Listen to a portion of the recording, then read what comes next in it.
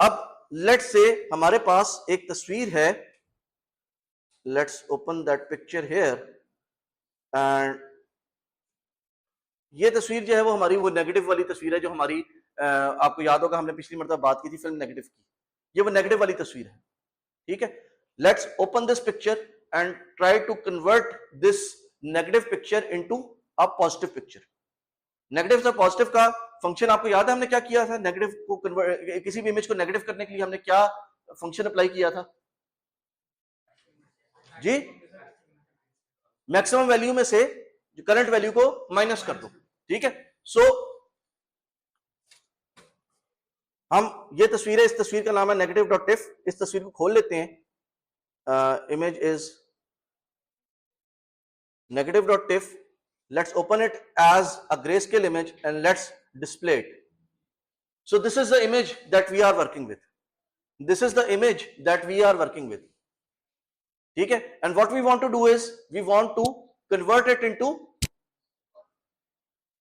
अ positive image. तो positive किस तरह ले सकते हैं? किसी नेगेटिव इमेज को पॉजिटिव किस तरह ले? नेगेटिव का नेगेटिव ले लें वो पॉजिटिव हो जाएगा, ठीक है। सो हम यहां पे एक काम तो ये कर सकते हैं, हम यहाँ पे इमेज की डायमेंशंस जो हैं वो लेट्स से वेरिएबल एक्सप्लोरर में जाते हैं, हमें पता चला 639 पर 960 इमेज की डायमेंशंस है, ठीक है।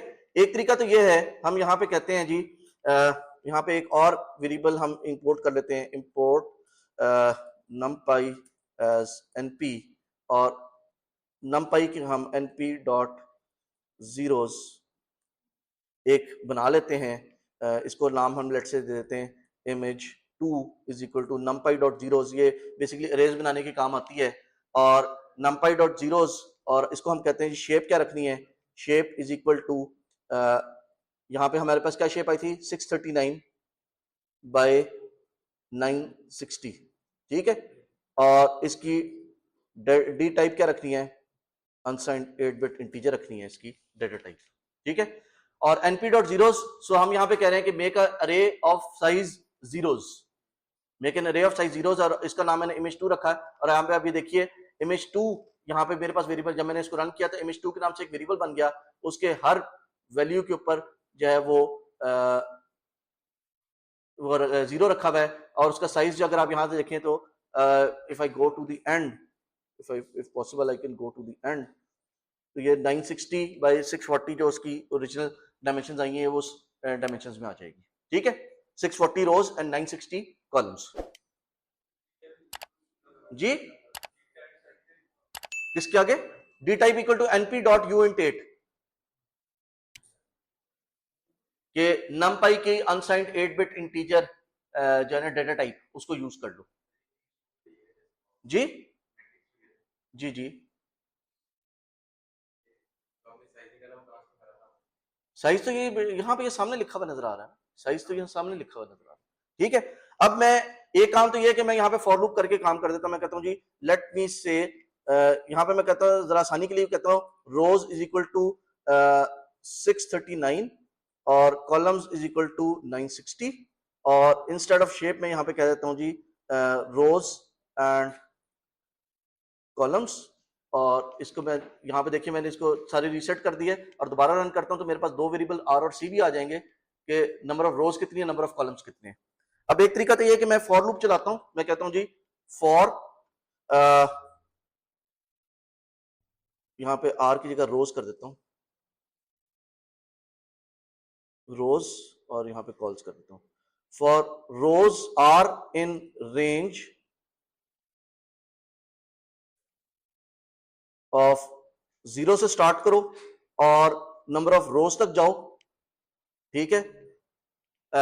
कोलन लगाऊंगा, कोलन लगा के मैं जिस तरह सी प्लस प्लस में हमारे पास ब्रैकेट होता है ना, यहाँ पे जब भी हम अपना वहां पे हम अपना स्कोप जो है वो ब्रैकेट्स की मदद से करते हैं। यहाँ पे हमारा स्कोप जो है that would be in with indentation, ठीक है।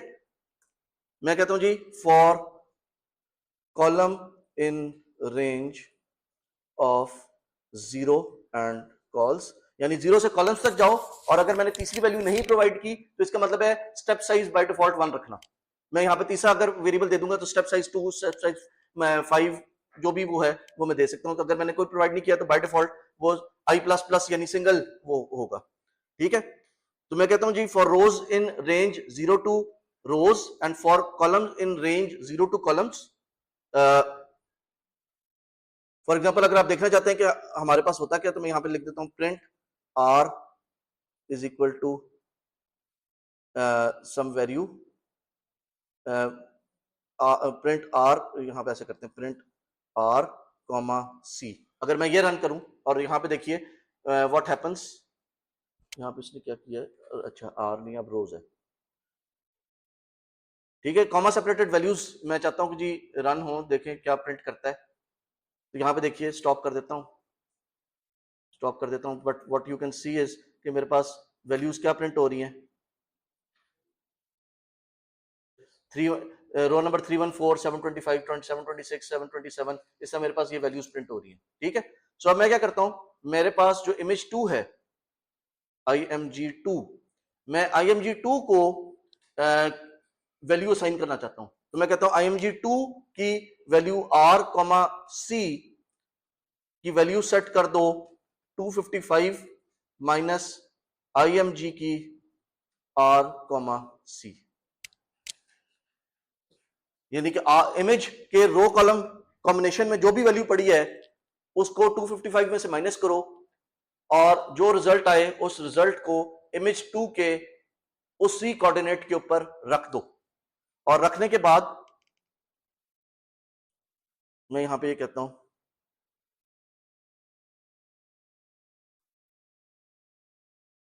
plt.im show, और यहां पे मैंने इमेज 2 को डिस्प्ले करवाना है। जब ये सारा हो जाए, ये फॉर लूप रन हो जाए, तो क्या करना, इमेज को डिस्प्ले करवा देना, ठीक है। Let's go to the plots, हम प्लॉट्स में जाते हैं, ये वाला प्लॉट हम डिलीट कर देते हैं और इसको रन करते हैं now. So this is the picture. जो आपको याद होगा पिछली मरतबा हमारे पास जो है वो थी नेगेटिव इमेज थी, अब हमने उसको पॉजिटिव कर दिया। अब आपने यहाँ पे देखा होगा कि हमारे पास सिर्फ एक तस्वीर डिस्प्ले हो रही है, हमारे पास वो जो ओरिजिनल तस्वीर थी, हालांकि उसके लिए भी हमने यहाँ पे plt.im show लिखा हुआ था, लेकिन तस्वीर एक ही डिस्प्ले हो रही है, तो दूसरी तस्वीर क्यों नहीं डिस्प्ले हो रही। तो हम क्या करते हैं, हम कहते हैं कि जी ये दोनों, उसको सिस्टम को बताते हैं कि भाई ये एक ही प्लॉट नहीं है, ये दो अलग-अलग प्लॉट्स हैं, इनको दो अलग-अलग हमें डिस्प्लेस चाहिए। तो मैं यहाँ पे जहाँ पे दूसरा प्लॉट मैं बनाना चाहता हूँ उससे पीछे मैं लिख देता हूँ plt.figure के एक नई फिगर मैं इंट्रोड्यूस करना चाहता हूं। नाउ लेट्स सी, अब मैं जब दोबारा रन करूंगा तो मेरे पास दो प्लॉट्स नजर आने चाहिए, एक ओरिजिनल वाला और एक, ये देखिए मेरे पास दो प्लॉट्स नजर आ रहे हैं, एक मेरी negative of the negative image और एक मेरी, ठीक है, पॉजिटिव इमेज।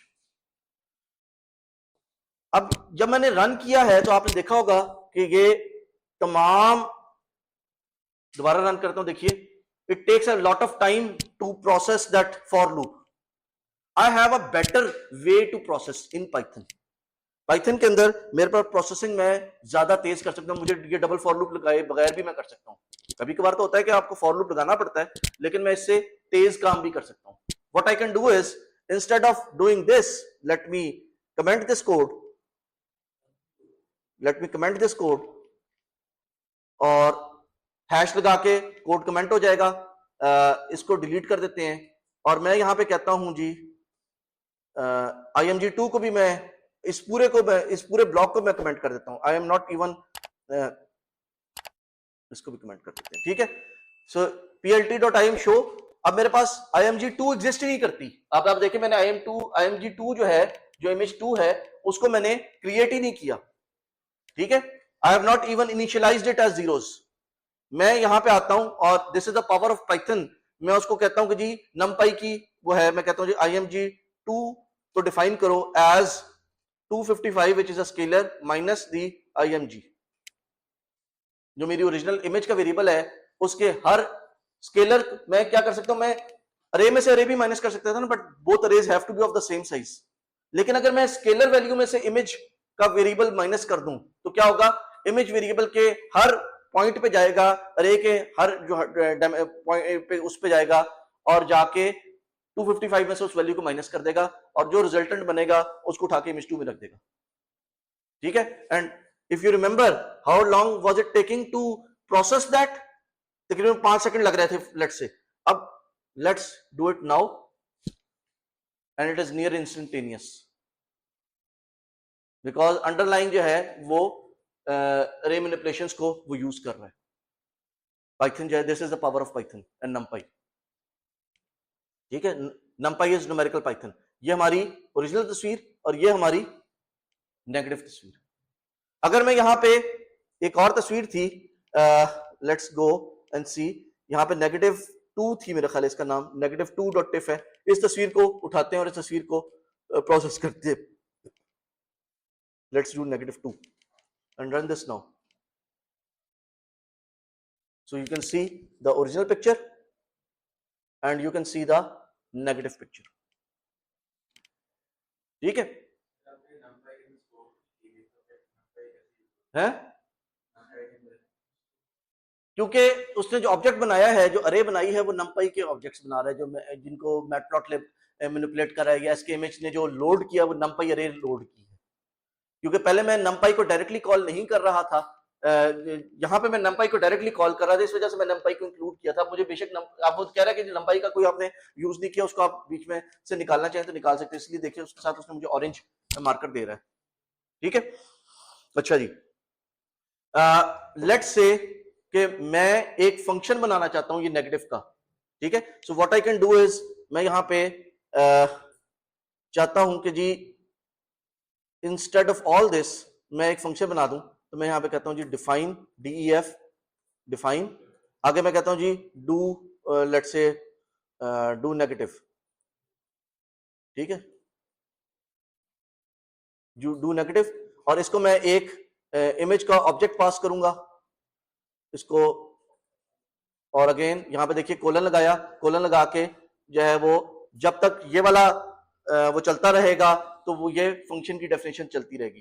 ठीक है, जहां पे मैं इसको खत्म करूंगा वहां पे हो जाएगा। तो मैं यहां पे कहता हूं जी img2 is equal to 255 minus img, और ये मैंने फंक्शन बना दिया और मैंने कहा रिटर्न img2।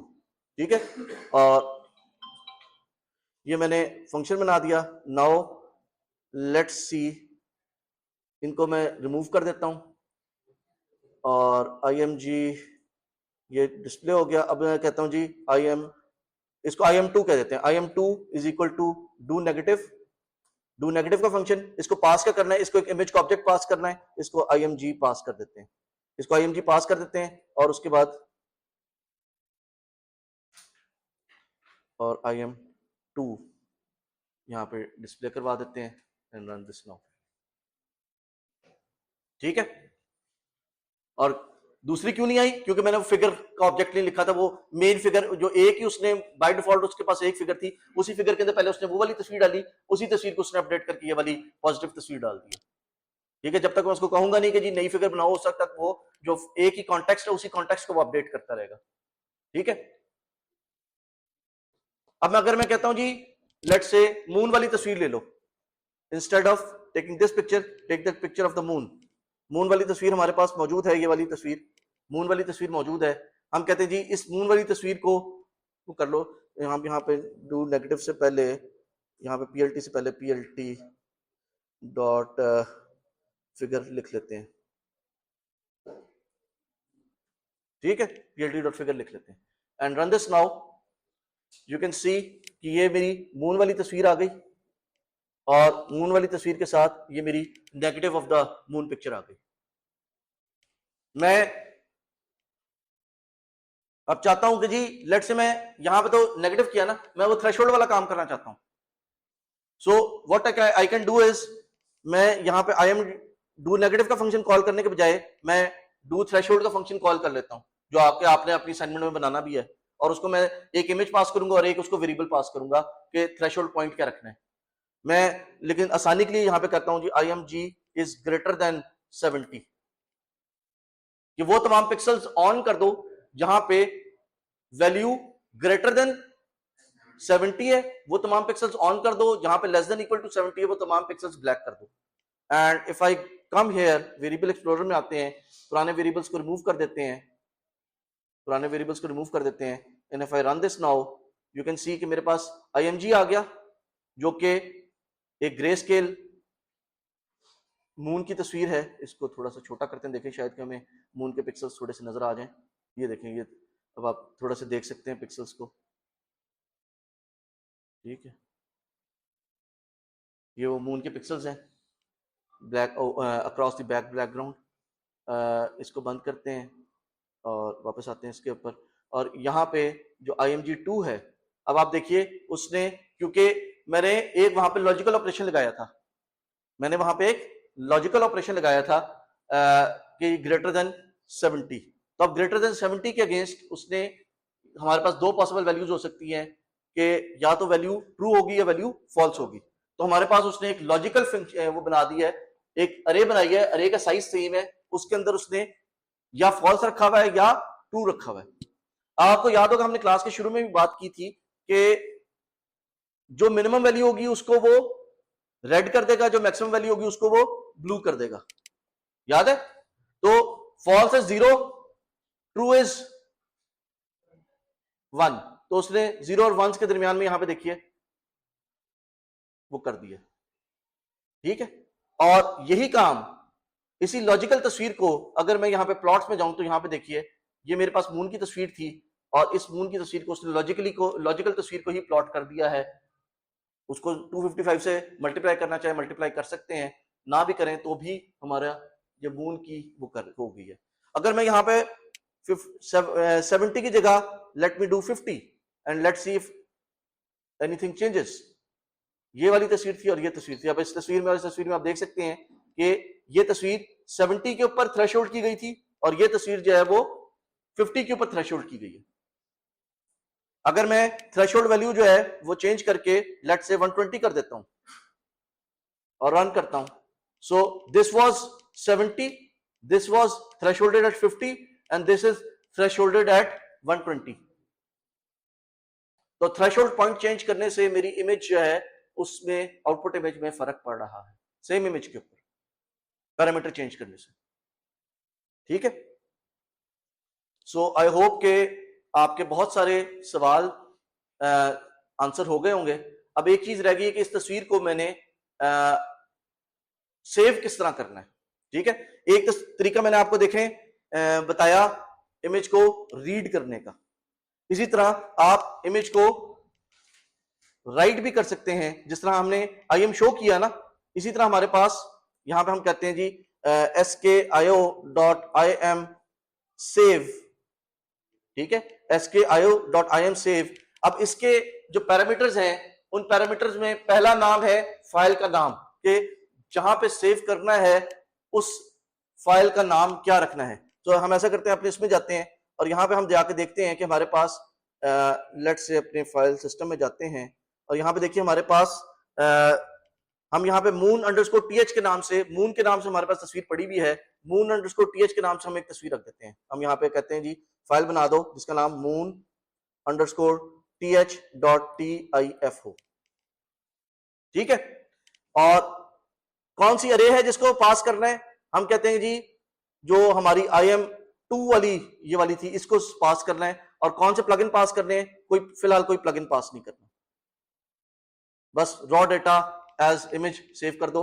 अब .tif किया है तो वो ऑटोमेटिकली उसको खुद प्रोसेस करेगा कि टिफ के लिए क्या करना पड़ता है। अगर मैं .jpg कर दूंगा तो वो .jpg बनाने के लिए, .png बनाने के लिए क्या क्या चेंजेस करने पड़ते हैं, क्या कंप्रेशन एल्गोरिथम्स लगाने पड़ते हैं, वो खुद लगा देगा, मुझे उसको करने की जरूरत नहीं है। मैं यहाँ पे moon_th.tif के नाम से एक फाइल है उसको रन करता हूँ, इसको रन करता हूँ। Now if I go and see, यहाँ पे moon.th के नाम से ये फाइल बन गई है, ठीक है। ये फाइल सिस्टम के ऊपर उसने नई फाइल मेरे लिए क्रिएट कर दी। तो अगर मैं फाइल को मॉडिफिकेशन करने के बाद सेव करना चाहूं तो इस तरीके से सेव कर सकता हूं। अगर आपके पास कोई ग्रे स्केल, अभी तक तो हमने ग्रे स्केल की बात की ना, अगर लेट से हमारे पास कोई कलर इमेज हो, फॉर एग्जांपल हमारे पास ये मेंडल के नाम से एक तस्वीर है, ये बबून की तस्वीर है। इस बबून की तस्वीर को हम थोड़ा सा मैनिपुलेट कर लेते हैं जल्दी से और यहां पे बस हम खत्म करेंगे। So let's delete everything. हम कहते हैं जी IMG is equal to skio.im read यहाँ पे mandrel.tif, और क्योंकि ये कलर्स की वो है तो इसको हम वो भी नहीं करते, और यहाँ पे हम इसको कर देते हैं जी plt.imshow, imsave नहीं, plt.imshow, और यहाँ पे हम पास कर देते हैं इसको img। ठीक है, इसको रन करें, you can see the colour image. अब ये कलर इमेज जो है, अगर मैं इसके वेरिएबल पे जाऊं तो यहां पे आप देख सकते हैं कि मेरे पास 512 by 512 by 3 है, ये 3 डायमेंशनल तस्वीर है, red, green and blue channels. तो मैं इन तीनों चैनल्स को अलग-अलग कर देता हूं। मैं कहता हूं r is equal to img, जो मेरे पास था उसके तमाम रोज, तमाम कॉलम्स और सिर्फ पहली डेप्थ चैनल, ठीक, कलर चैनल पहला, g is equal sorry g is equal to img,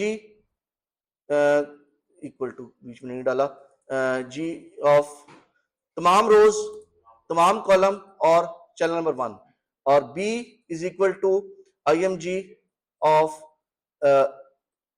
तमाम रोज, तमाम कॉलम्स एंड 2। ठीक है, and if I go plt dot figure, और यहां पे मैं इसको r कह देता हूं, और इसको मैं plt डॉट फिगर, और इसको मैं कहता हूं जी plt डॉट imshow, शो किसको करना है, r को शो करना है और एज ग्रे शो करना है, तो सी मैप इक्वल टू ग्रे, और इन्हीं तीनों को हम एक r के लिए साथ कर दिया, एक हमने g के साथ कर दिया, और एक हमने b के साथ कर दिया। जो हमारे पुराने प्लॉट्स हैं, पुराने प्लॉट्स को हम डिलीट कर देते हैं, and now let's run this now.